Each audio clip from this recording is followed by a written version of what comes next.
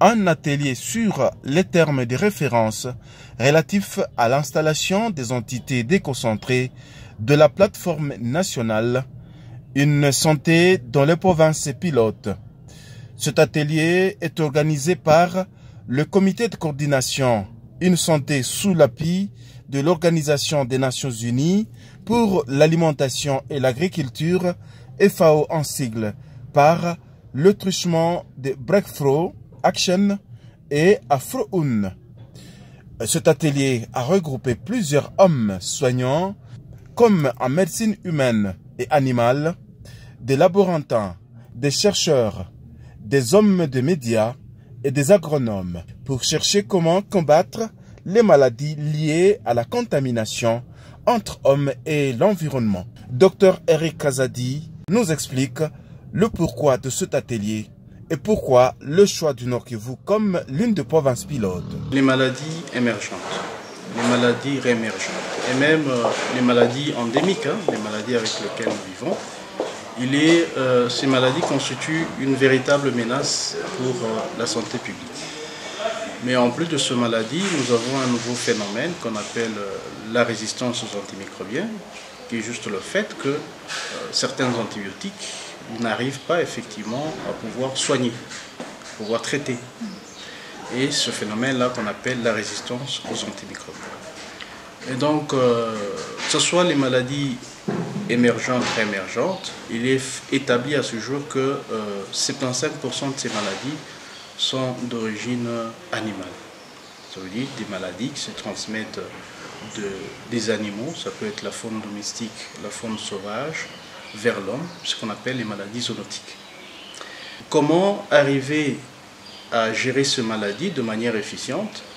Ce n'est pas la gestion de ces maladies par un seul secteur ne suffit pas, parce que le secteur de la santé, c'est là effectivement qu'on a pensé que la gestion de ces maladies, pas seulement les maladies, mais également la résistance aux antimicrobiens, devrait être une gestion consensuelle. Une gestion qui fait appel à une collaboration entre tous les secteurs clés impliqués à la base. Et donc là, on voit le secteur de la santé, le secteur de la santé animale, le secteur de l'environnement. Mais au-delà de ces trois secteurs clés, vous avez les autres secteurs comme le secteur de la communication, parce que sans la communication, on n'est pas sûr que la bonne information va arriver auprès de la communauté. Vous avez le secteur de la sécurité, parce que pour toute activité, on a besoin effectivement d'avoir non seulement l'implication de l'autorité politico-administrative, mais également de la sécurité, pour qu'on soit sûr que les activités qu'on est en train de déployer se fassent de manière sécure. Si on fait un recul sur les maladies émergentes et réémergentes ici chez nous, en République démocratique du Congo, vous vous souviendrez que le Nord Kivu a subi il y a 2-3 années de suite la maladie à virus Ebola. Vous savez très bien que Ebola, jusqu'à preuve du contraire, est une zoonose. C'est une maladie qui doit être gérée de manière multisectorielle. Vous voyez un peu. Donc c'est sur base effectivement de ces indications-là qu'on a pu effectivement choisir le Nord Kivu. Et n'oubliez pas que, je crois que ça doit être l'année passée, il y a eu une flambée de maladies d'anthrax. C'est une maladie hémorragique qui était en train de tuer les hippopotames dans le parc de Virunga. Et d'après les informations qui nous arrivaient, c'est que la population humaine aussi était en train de toucher, donc, quitte à confirmer l'information. Donc cette question-là, c'est aussi une autre question de santé publique, mais qui devrait être gérée de manière aussi multisectorielle. Donc il y a beaucoup sur base effectivement de toutes ces indications épidémiologiques qui nous ont poussé effectivement à choisir la province du Nord Kivu comme étant une province pilote pour la déconcentration de la plateforme nationale Une santé. Après plusieurs discours des organisations et des membres de cette plateforme, l'on a suivi les mots de l'autorité provinciale, a ouvert ses assises et elle a été représentée par le coordonnateur provincial chargé de l'environnement, ainsi pour montrer le soutien total du gouvernement militaire. Je rends hommage aux autorités nationales et provinciales. En l'occurrence, le président de la République, chef de l'État, le gouverneur des provinces, pour leur détermination à faire changer le narratif dans tous les secteurs de la vie nationale, nous voici aujourd'hui réunis dans cette salle de l'hôtel Cap Kivu comme province pilote pour l'installation de la plateforme provinciale e-santé. En effet, la République démocratique du Congo est depuis plus d'un certain temps, comme du reste du monde entier, de plus en plus confrontée à des épidémies, des catastrophes naturelles et des risques multiples qui menacent dangereusement la vie de la population. La province du Nord-Kivu fait face à l'une ou l'autre épidémie.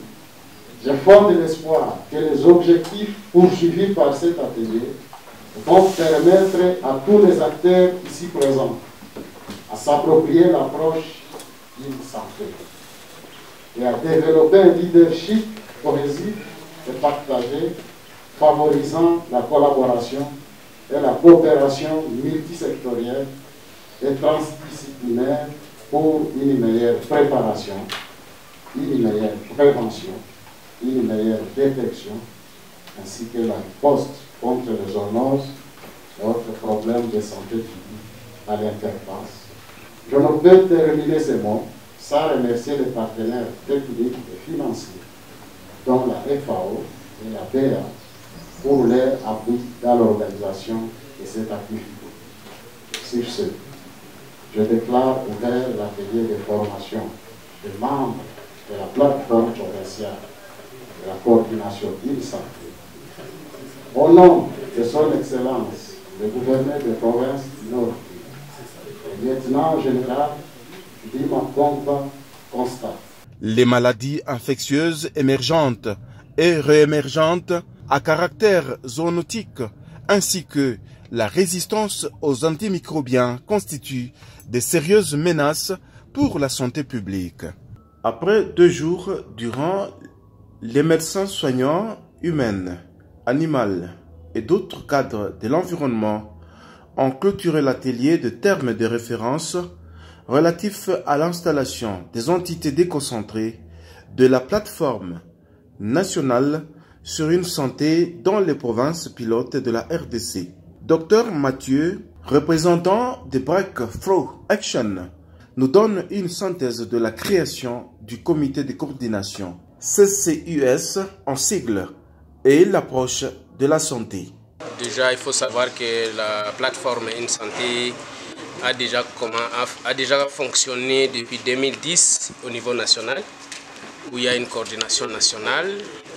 La plateforme nationale, il a fonctionné, il a mis en place certains mécanismes selon les recommandations du règlement sanitaire international et il a élaboré un certain nombre d'outils, notamment le plan stratégique e-santé, le manuel de gouvernance. Alors tous ces mécanismes-là indiquent que la plateforme devrait être déconcentrée, c'est-à-dire transférer les pouvoirs au niveau des provinces pour que ce qui est fait au niveau national se fasse au niveau provincial. L'approche e-santé, c'est tout simplement une démarche, donc c'est une stratégie. Vous savez déjà que ces dernières années, les maladies émergentes et réémergentes, ils prennent de l'ampleur. Je peux donner l'exemple de Ebola. Aujourd'hui avec la Covid-19.